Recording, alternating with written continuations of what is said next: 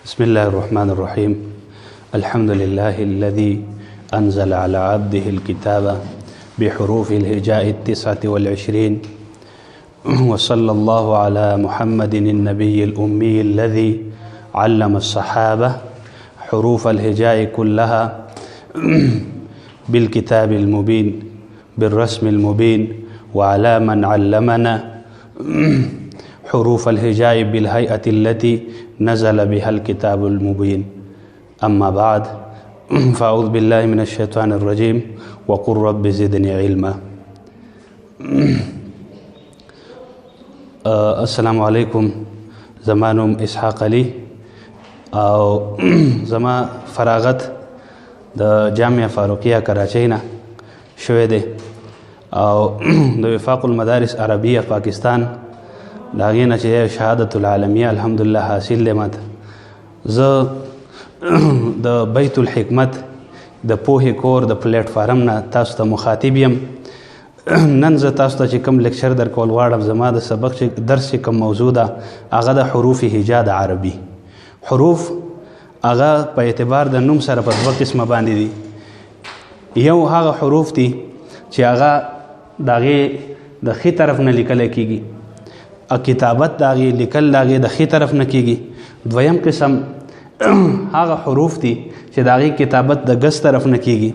هغه حروف چې د هغې کتابت د ښي طرف نه کېږي هغه دوه قسمه دي چې هغې ته حروف هجا مونږ وایو. د عربي حروف هجا د عربي هغې ته حروف معجمه هم ویلی شي، او دویم قسم د هغې چې دی حروف ابجد دي.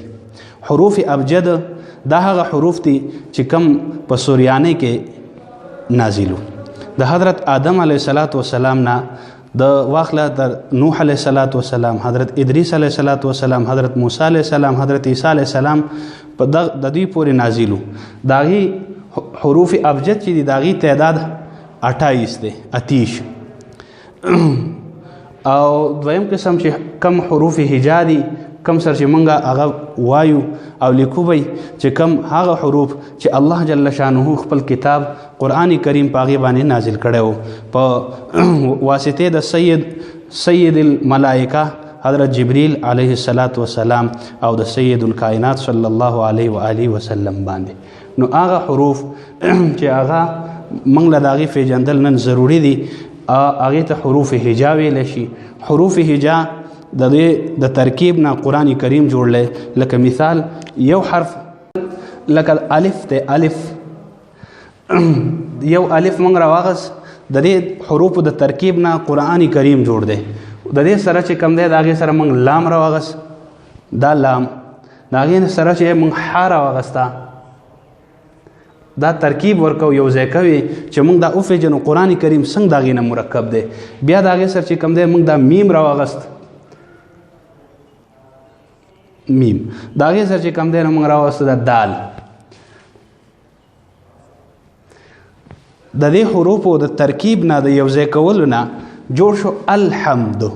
الحمدو الف مونږ یو ځای کو، لام مو یو ځای کو، ح مو یو ځای کړه، میم مو یو ځای کو، دال مو یو ځای کو چې د هغې نه جوړ شولو الحمدو. دا صرف د مثال په طور مونږ ذکر کو چې مونږ د قرآن کریم مرکب شوی د هغې نه څنګه دی. مونږ ویل چې د عربي حروف هجا د کوم نه چې قرآن کریم مرکب شوی دی هغه ټول څو دي، د هغې تعداد څو دی، نو هغه یو کم 30 دی. انشاءالله اوس به تاسو ته مونږ د هغې ذکر کوو. اولنی په هغې کې چې دی نه الف دی، دې ته حروف هجا ویلی کېږي. دا زموږ د قواعد د عربۍ او د قواعدو د تجوید سره تعلق ساتي. نو چې دا مونږ زده کو، مونږ به قرآن کریم ویلی شو، مونږ به قرآن کریم لوستلی شو، او دغه شان عربي هغه به هم مونږ لوستلی ویلی شو. اول په هغې کې چې دی نه الف کم چې بلکل په هغې باندې حرکات نه راغلي، خالي، هغې ته ویلی کېږي الف.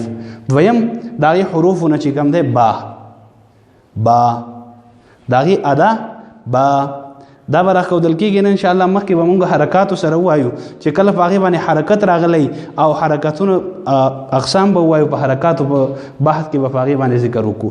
دریم حرف چې کوم دی تا، د هغې ادا به څنګه کوو؟ تا.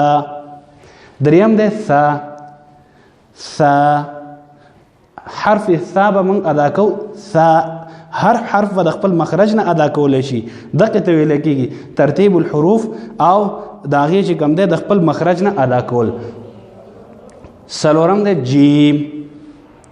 پنځم شپږم حرف چې کوم دی نو ح. د هر حرف مخرج جدا دی څنګه چې د هر حرف شکل جدا دی دغه شانتې د هر حرف چې کوم دی مخرج هم جدا دی. وم هغه بل حرف دی خا.